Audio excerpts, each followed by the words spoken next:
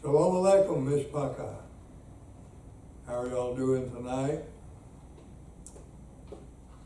We're all doing fine here at Beit Shalom. Looking forward to seeing you all again on Thursday night at Shavuot and then on Shabbat. We're continuing tonight with Matthew Lesson 8. As usual, all of our scriptures are from the TLV. And tonight we are covering chapter 5, verses 20 through 48.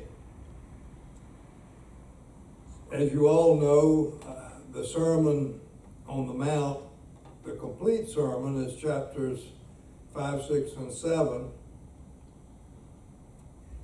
And throughout these three chapters, we see particularly the Jewishness of Matthew's gospel. And it has a lot of Hebraisms in it and a lot of different things that would lead you back to it being a Jewish work. If we visualize Yeshua speaking about all of these different things that he's talked about thus far and sitting on a mountain in Israel, we can readily understand the comparison between what he was doing and what Moses was doing when he came back from Mount Sinai. As the second Moses, who is also the living word from John chapter 1, we would expect Yeshua to explain Torah. John said of him, Torah was given through Moses, grace and truth came through Yeshua the Messiah. If you look at that on the screen, you'll see that the TLV correctly punctuated this sentence. Many Bible versions enter their own bias by saying, law was given by Moses, but grace and truth came through Jesus the Christ. But John wasn't comparing the two, he was just giving a continuation. And grace here probably means more than just the grace of salvation, but it definitely includes that. The Torah given through Moses was the only Torah at the time. The truth that came through Yeshua was to explain the finer points of Torah. We're going to begin tonight with verse 20.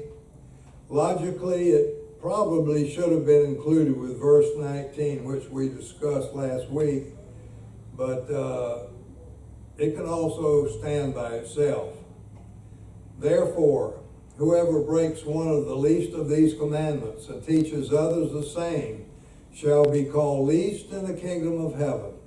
But whoever keeps and teaches them, this one shall be called great in the kingdom of heaven. For I tell you that unless your righteousness exceeds that of the Pharisees and Torah scholars, you shall never enter the kingdom of heaven. And we see several times that Yeshua criticized certain scribes and Pharisees. This particular one I'm talking about here is Matthew 15, verses 2 through 6. Because they perverted Torah by overlooking the care of their parents, and by so doing, they violated Exodus 20:12, honor your father and your mother. Yeshua saw their works, but he also knew their hearts. The kingdom of heaven, and in other gospels what's called the kingdom of God, is his movement. And it's an increasing number of Israelites in that day who believed in him and who followed him. By saying to whomever, in verse 20, for I tell you that unless your righteousness exceeds that of the Pharisees and the Torah scholars, you shall never enter the kingdom of heaven. He was telling these scribes and Pharisees that unless their hearts and their actions changed, they could not be his disciples. What was their problem? It was their righteousness, their standing before Adonai. And by saying this, Yeshua was saying that they were not righteous before God. Righteousness meant that a person was morally correct and justifiable before Adonai. One couple that we're really familiar with, in Luke chapter 1, Zechariah and Elizabeth were said to be righteous before Adonai, walking without fault in all his commandments and instructions. Now, even though this verse states that they were faultless in keeping the mitzvot, I also believe that their righteousness included their heart relationship with Adonai. But those particular scribes and Pharisees not only twisted the Torah, but most likely also lacked the personal relationship with God. Zechariah was what was called a Sadiq, a righteous man, a man who not only kept Adonai's commandments, but also had a circumcised heart. Now, our righteousness today is a bit different than that. Our initial righteousness comes through trusting in Yeshua, but that is not all. We must be faithful to follow him. The next 6 verses all go together. You have heard it was said of those of old, you shall not murder, and whoever commits murder shall be subject to judgment. But I tell you that everyone who is angry with his brother shall be subject to judgment. And whoever says to his brother, Raka, shall be subject to the council. And whoever says, you fool, shall be subject to fiery Gehenna. Therefore, if you're presenting your offering upon the altar, and there remember that your brother has something against you, leave your offering there before the altar and go. First be reconciled to your brother, and then come and present your offering. Make friends quickly with your opponent while you're with him on the way. Otherwise, your opponent may hand you over to the judge, and the judge to the assistant, and you will be thrown into prison. Amen, I tell you, you will never get out of there until you have paid back the last penny. So I think that Yeshua was using remez here. He was hinting back to make them think about the 6th commandment. Do not murder. Exodus 20:13. He talked about judgment. The judgment to which they would have been subject was that of the Sanhedrin, the Supreme Court of Israel, which was charged with carrying out Adonai's justice. But Yeshua's purpose for saying this went even deeper. What he was saying was that anger can lead to murder. It's better to understand that evil thoughts must be eliminated than to have them escalate to the point of murder. And incidentally, the Torah says murder, not kill. And there is a difference. Thou shalt not kill was imprinted in past years on our minds, many minds, through certain Bible versions. But it was not correct. The Bible didn't say thou shalt not kill. But I would say that probably most of them have now corrected it to say murder. Killing a human being can include self-defense, and it can include killing in war. This is not something we wish to do, but sometimes we have to. But I tell you that everyone who is angry with his brother shall be subject to judgment.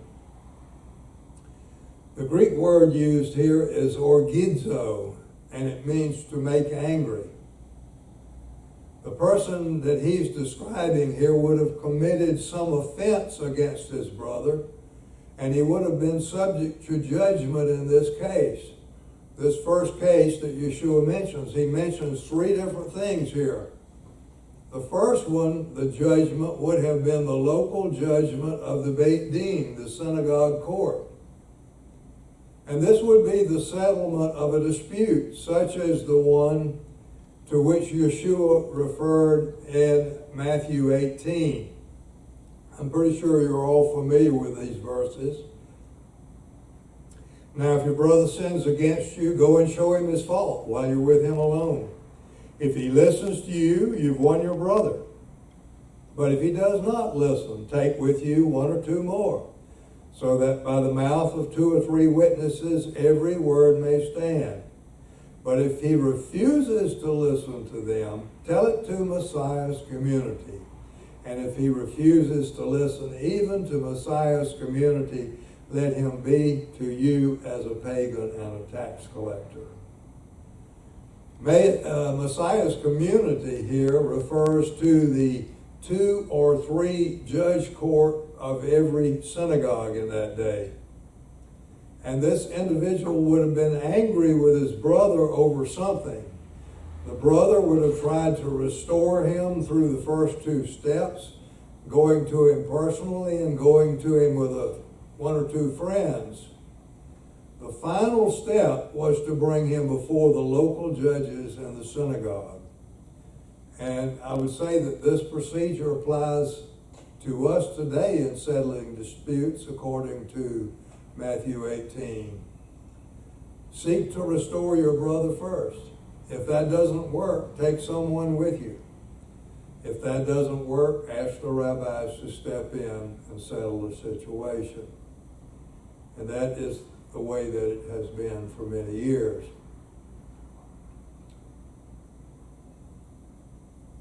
And whoever says to his brother, Raka, shall be subject to the council. Whomever says to his brother, you fool, you empty head, will be subject to the Sanhedrin, the high court of Israel. And this would have been an escalation of anger and possibly could have been slander. Whatever it was, Yeshua took it to a higher step. And whoever says, you fool, shall be subject to fiery Gehenna. The Greek word here is Morose, and it means dull, stupid, or foolish. And I think you can see that it is the root word of moron. And this again seems to have been a progression of anger and what anger can lead to. In this case, Yeshua used the trash dump that was in the Gehinnom Valley next to Jerusalem, the trash that was on fire there. He used it as a visible picture to make reference to Adonai's fiery judgment. So what we know is that this person would not have been on God's righteous list. Shaul said, for we all must appear before the judgment seat of Messiah, so that each one may receive what is due for the things he did while in the body, whether good or bad. And in this particular case, Yeshua's point was that unless we deal with anger now, it can escalate to murder, and even slander or unresolved anger has to be answered before him.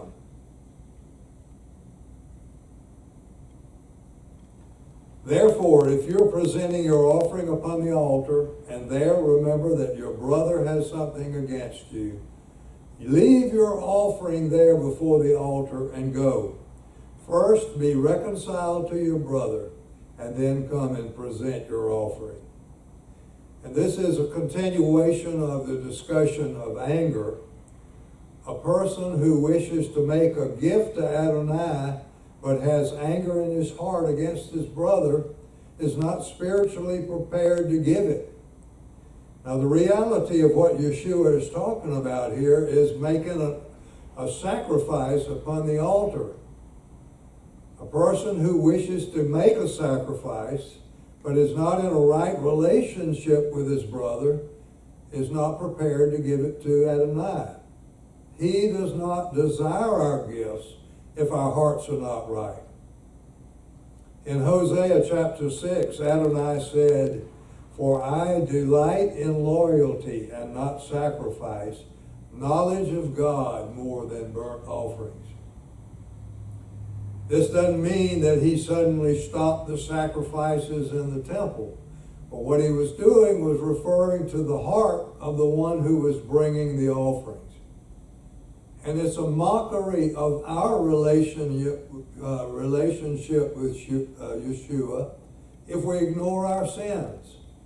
We must ask forgiveness and be reconciled with him. And it's not just enough to forgive our brother or sister mentally. It is best if we are reconciled with them personally, in person. Make friends quickly with your opponent while you are with him on the way. Otherwise, your opponent may hand you over to the judge, and the judge to the assistant, and you will be thrown into prison. And I think this is also a reference to Matthew 15, which we, did I say Matthew 18? Going out of my head now. Which we discussed a moment ago. I think it's Matthew 18.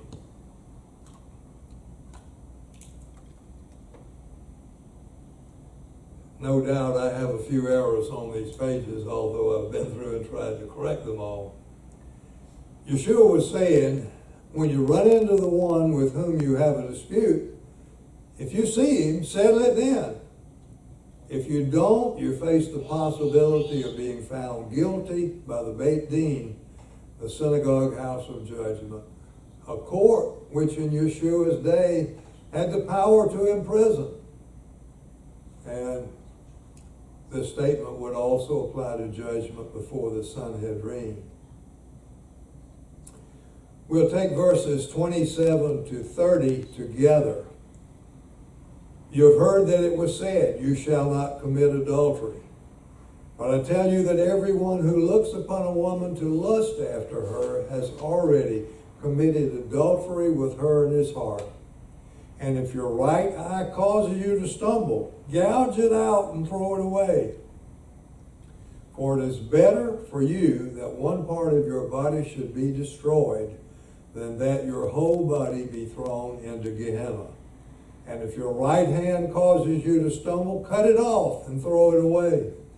It is better for you that one part of your body should be destroyed than that your whole body go into Gehenna. Now, Yeshua used the same approach here that he did with murder.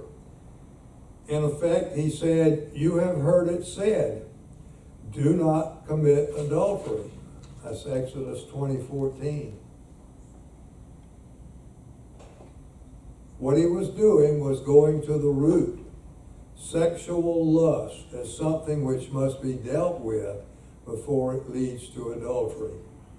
And I think more than likely he was probably also referring to Exodus 20:17, which says you shall not covet your neighbor's wife.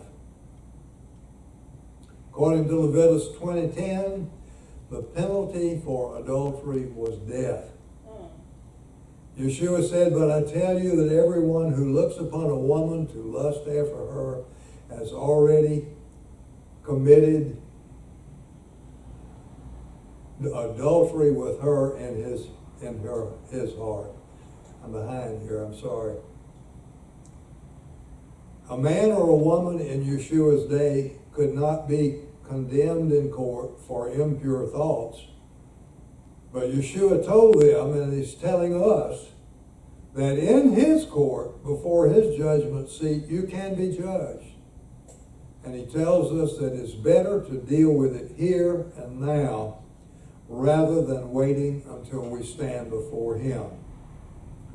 He's not suggesting that we gouge out our eye if it looks with lust, or that we cut off our hand.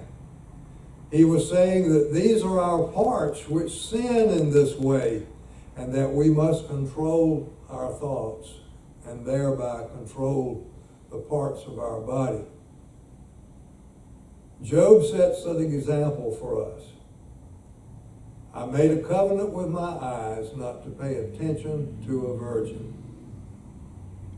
Yeshua said that we should deal with these sinful, lustful thoughts before they lead to adultery and to Gehenna, a guilty verdict by his judgment.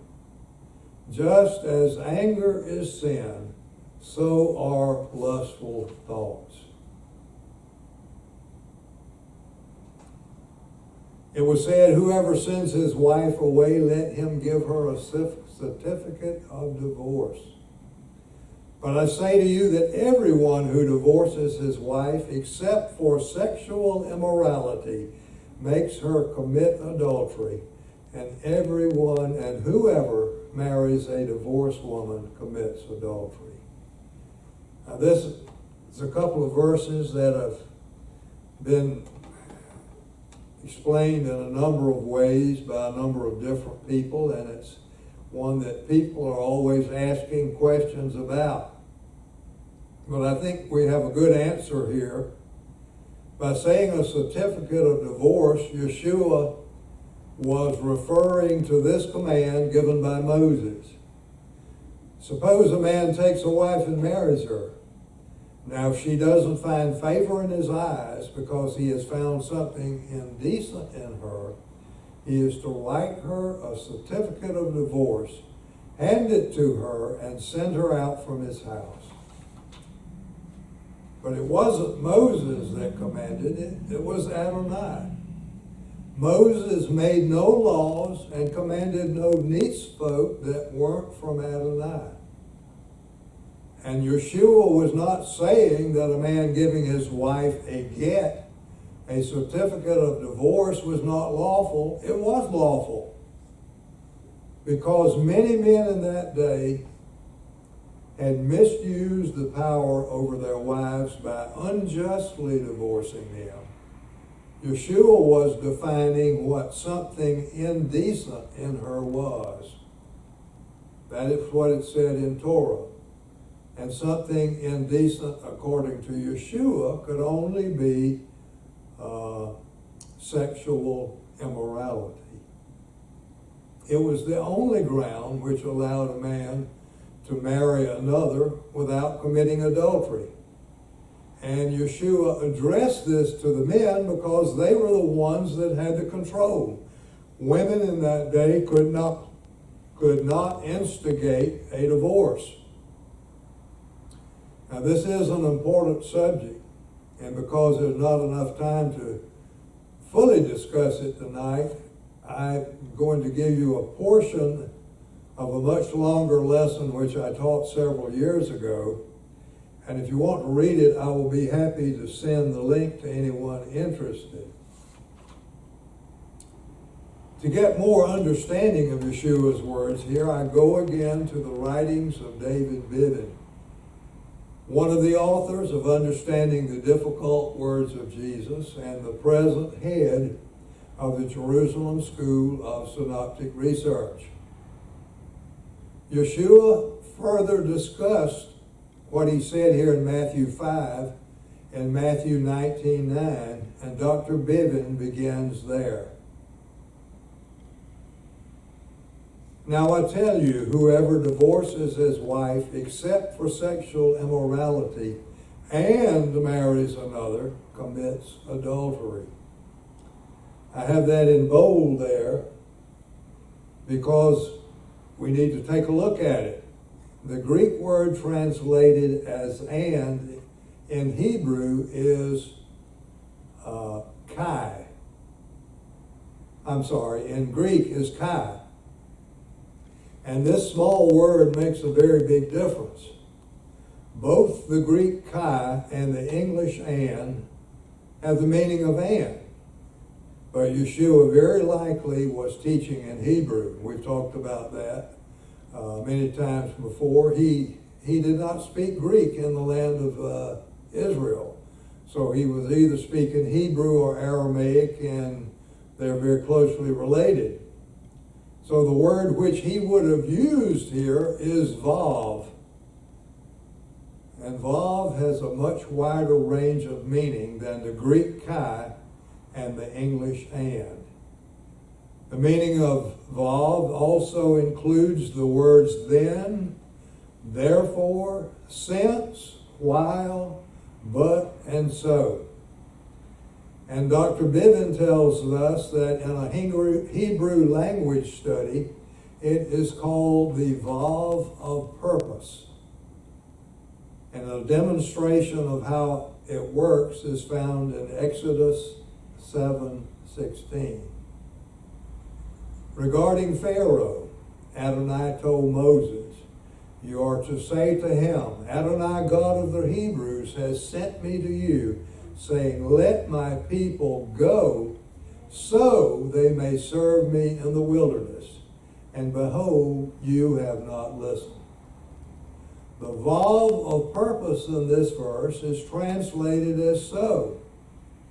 And we can see that in the word of Haduni. So they may serve me. It also could have been translated and they may serve me. But that wouldn't seem to make much sense of what Moses was saying. So is the better translation. We could understand Yeshua's words, anyone who divorces his wife except for sexual immorality and then vav in order to marry her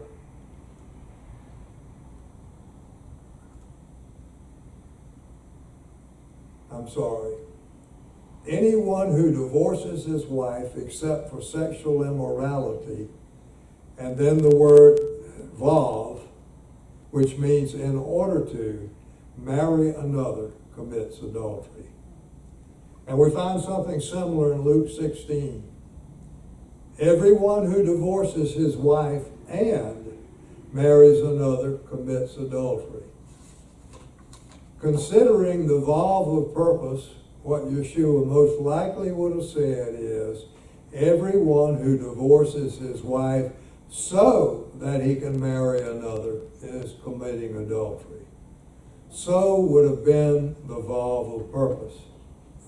But then we have a second phrase in this verse, the second verse. What about this one, 18b? And he who marries one who is divorced from a husband commits adultery. Question is, would Yeshua have condemned the newly married husband to living in adultery just because he married a divorced woman? If you take this verse at face value, the way in which we read it in English, the divorced woman must remain single or she will enter into adultery with her next husband and also cause him to sin. In seeking to understand this, David Bibin was joined by Shmuel Safrai, also of the Jerusalem School of Synoptic Research, to propose another possibility for understanding the second part of this verse. And this is also a Hebraism. It is called the Hebraic doublet. The doublet says something one way in one part of a sentence and then says the same thing in a slightly different way in the second part. If Yeshua was using the doublet, he would have said it in one way in Luke 16:18a, and then said the same thing in a slightly different way in Luke 16:18b. We can find a good example of this in Psalm 119:15. I will meditate on your precepts, on your pikudim, and regard your ways, orach, or in English, path. The psalmist is essentially saying in two different ways that he will keep Adonai's Torah, his precepts, and his ways, or his path. Same thing said in two different ways. If we look at Luke 16:18a and b as a doublet, we can understand it in this way. Everyone who divorces his wife to marry another commits adultery, and any woman who divorces her husband to marry another commits adultery. The whole reason for divorcing is in order to marry another. But we know that Yeshua vigorously defended marriage. He was not for divorce. And Matthew 19 said, haven't you read? He answered, he asked, he who created them from the beginning made them male and female, and said, for this reason a male shall leave his father and mother and be joined to his wife, and the two shall become one flesh. So they are no longer two, but one flesh. Therefore, what God has joined together, let no man separate. It's very clear that Yeshua is saying that marriage is to be permanent. Therefore, what God has joined together, let no man separate. And he made it crystal clear that divorce was only for sexual immorality.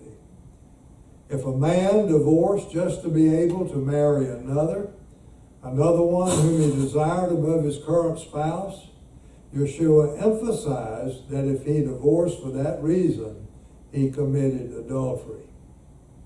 As we said a moment ago, in Yeshua's day, a woman couldn't divorce her husband to marry another. But today she can. And today it applies to her as well. Every man who divorces his wife in order to marry another and marries another commits adultery. And every woman who divorces her husband in order to marry another and marries another commits adultery. According to David Bivens' understanding, the innocent spouse in such a relationship is not made into an adulterer or if he or she remarries. The millions of former spouses today who were divorced for trivial reasons are free to remarry. They are not committing adultery. And those who have divorced today in order to marry another committed adultery. With this in mind, let's look again at Yeshua's words in Matthew 5. It was said, whoever sends his wife away, let him give her a certificate of divorce. But I say to you that anyone who divorces his wife except for sexual immorality makes her commit adultery. And whoever marries a divorced woman commits adultery. Looking at this statement in the way which we have just understood, Yeshua most likely was saying this: everyone who divorces his wife in order to marry another commits adultery.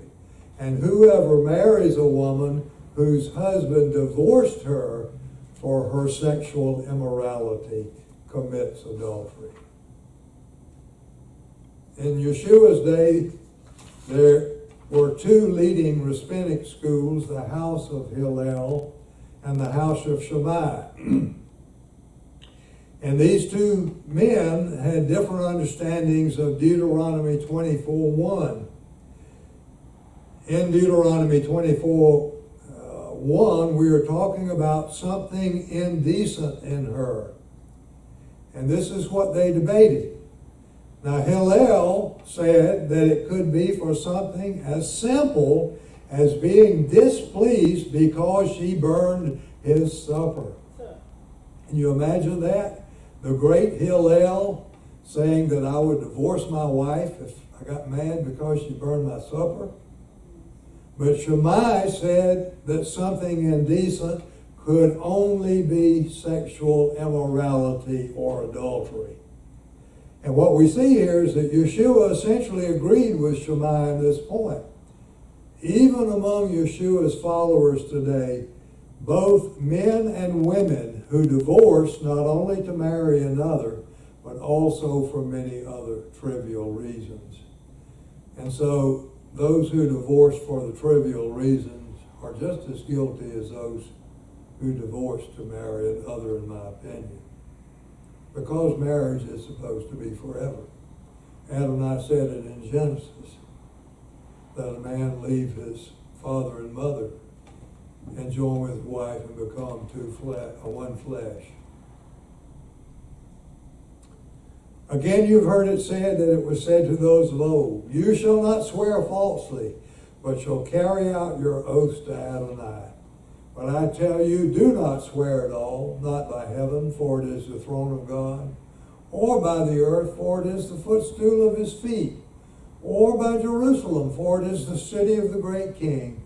And do not swear by your head, For they cannot make a single hair white or black.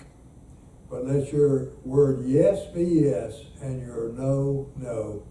Anything more than this is from the evil one. And here again, I think Yeshua was referring to Torah, specifically to this command here.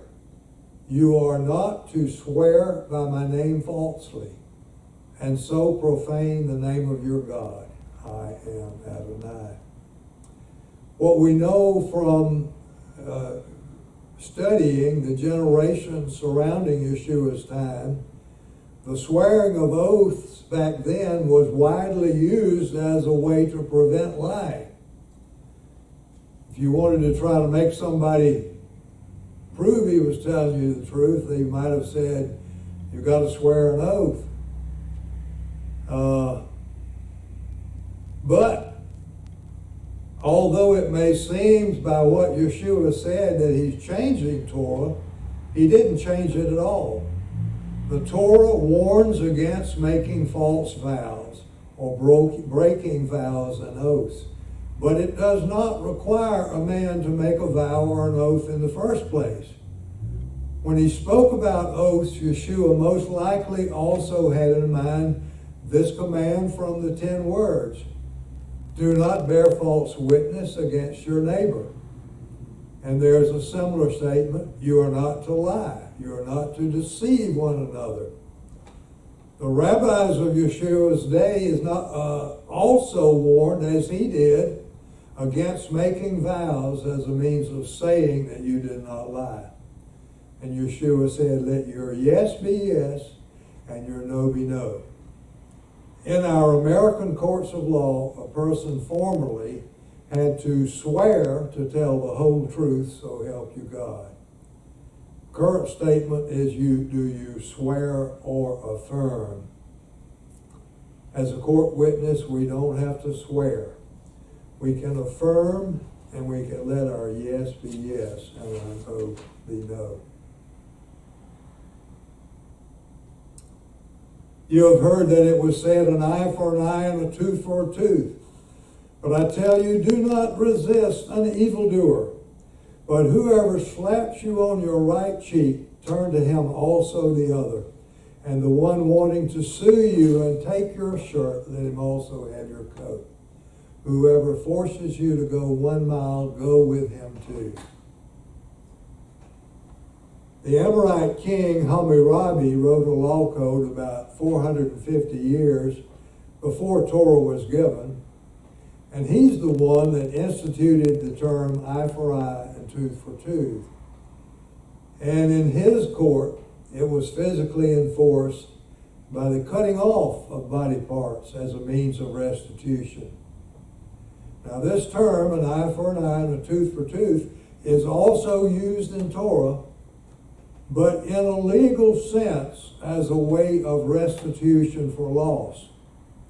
If someone borrowed a person's donkey and it died while you were working it,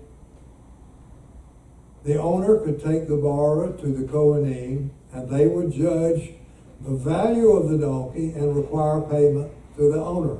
Eye for eye, an equal value for the donkey that was lost.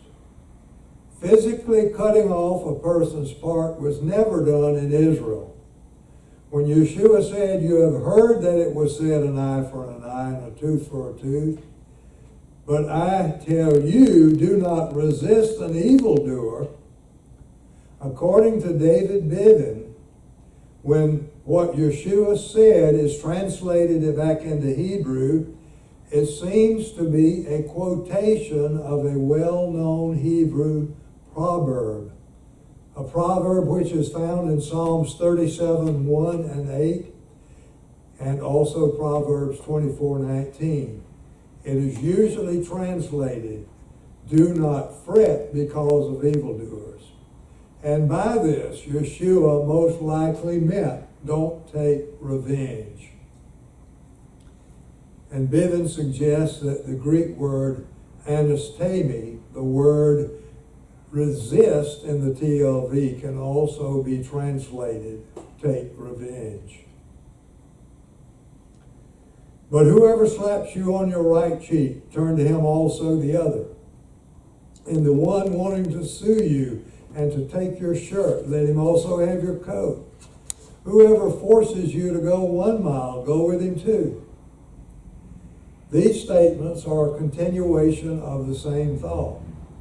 And today, we might say, don't try to get even with evildoers. In this case, Yeshua was not promoting pacifism, but that we should not seek revenge. Dr. Robert Lindsay offers this particular insight about whoever forces you to go 1 mile, go with him 2. In the first century, Roman soldiers frequently caused someone to carry their gear.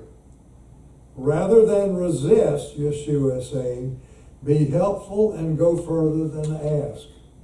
And you will have a positive effect on someone who has treated you meanly. Give to the one who asks of you, and do not turn away from the one who wants to borrow from you. Yeshua was not saying that we are required to give money to whomever asks us or to lend to whomever asks us. His statement to give or lend was based on their need. By telling his disciples to give freely to them who ask of them and to lend to those who wanted to borrow from them, Yeshua was making reference to Torah's command to help the poor. If there's a poor man among you, any of your brothers within any of your gates in your land that Adonai your God has given you, you are not to harden your heart or shut your hand against your brother. Rather, you must surely open your hand to him, and you must surely lend him enough for his need, whatever he is lacking. A few thoughts from the Jerusalem School of Synoptic Research also help to clarify what Yeshua was saying here. And they suggest that this is Hebrew parallelism. Give to the one who asks of you, and do not turn away from the one who wants to borrow from you, are parallel thoughts. Ask and borrow are related terms in Hebrew. Ask, or sha'al in Hebrew, is used when asking to borrow something which will be returned, such as an axe. Borrow, lava in Hebrew, is used when food is consumed or eaten, such as flour, a cup of flour, and then replaced later. The two phrases are saying almost the same thing. Lend to someone who is in need. You've heard it said, you shall love your neighbor and hate your enemy.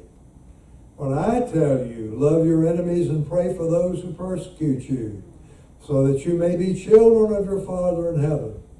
He causes his sun to rise on the evil and the good, and he sends rain on the righteous and the unrighteous. Yeshua is referring, when he says, you have heard it said about hating your neighbor, what they heard from people, not from Torah.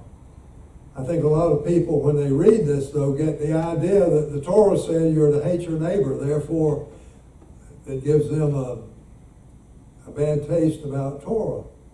But nowhere in Torah are we told to hate our enemy. In fact, it stresses just the opposite. If you find your enemy's ox or his donkey going astray, you must surely bring it back to him again. If you see the donkey of the one that hates you lying down under its burden, do not leave it. Rather, you are to release it to him. So, there's nothing in Torah about hating your neighbor.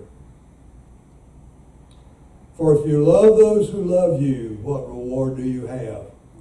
Even the tax collectors do the same, don't they? And if you greet only your brothers, what more are you doing than anyone else? Even the pagans do that, don't they? Therefore, be perfect, just as your Father in heaven is perfect. The second greatest commandment you shall love your neighbor as yourself, doesn't say love them if they love you. If we love them as ourselves, even if they hate us, we will still love them. And this is all about how committed we are to be to Adonai. To be perfect as our Father is perfect is to be holy because He is holy. Speak to all the congregation of Bnei Yisrael and tell them, you shall be Kedoshim, for I, Adonai, your God, am holy. Adonai spoke similar words to Israel numerous times. You shall be holy because I am holy. And Shimon Kephah repeated it for us as well. It is very clear. We are to model ourselves after Adonai and Yeshua. It requires doing something. Now, I think we could consider these last few verses as Yeshua's summary of the Torah, which he has just delivered us from the mountain in chapter 5. All of his mitzvot point to being like him and being his disciples. If we really understand Yeshua's words, if we really understand them, can we really call ourselves his disciples if we're not at least trying to keep them? Shalom Aleichem.